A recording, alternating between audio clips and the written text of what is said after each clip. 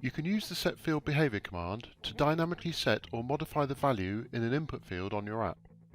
setField is one of the more commonly used commands, so it's worth looking at how it works. We also must be aware that there is usually more than one way to do something in PerfectApps, and we often need to consider which might be the best way. There's no right or wrong answer in many cases, as it usually depends on other things in your app. In this example, we have a reference field on the second page of the app.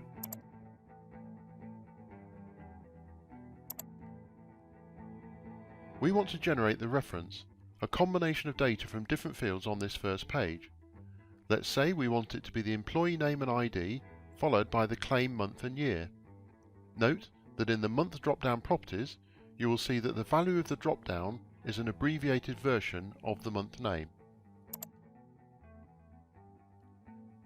We know what fields we will use to grab the reference data from, and we know the field where the reference is stored, but we also need to consider how to trigger the behavior.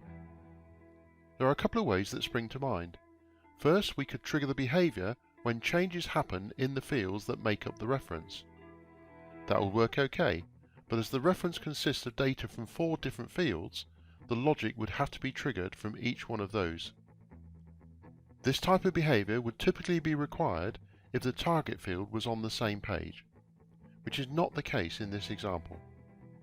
Alternatively, we could trigger the behavior on the button that opens the claims page. Once again, perfectly okay, but that behavior would trigger every time the button is pressed. We could also trigger the behavior when the second page opens, but that's virtually the same as using the next page button. There will no doubt be other options, but let's use the claims button is pressed event. The setField command is the one we want to use, followed by a showPage command that will open the claims page afterwards.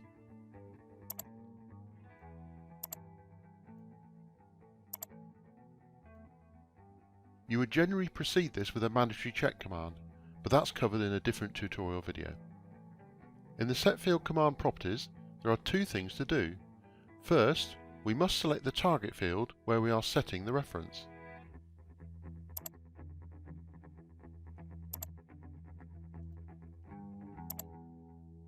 Then we define the value that we want to set in that field. Since it will be a combination of data from different fields, we have to use the formula option. We have covered the formula and condition editor in a separate tutorial, so here's another look at that. In this case, we have 4 elements, but remember to put suitable separator objects in between to make it more user-friendly.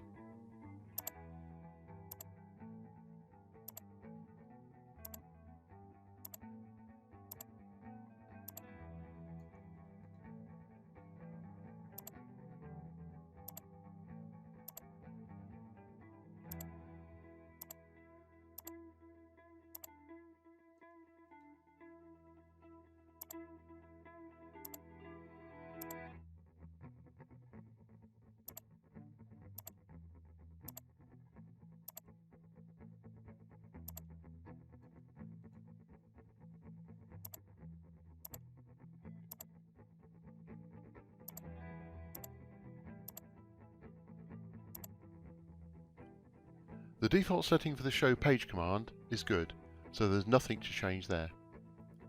And that's all we need to do for this example of the setField command. Do remember to test your logic using the preview option.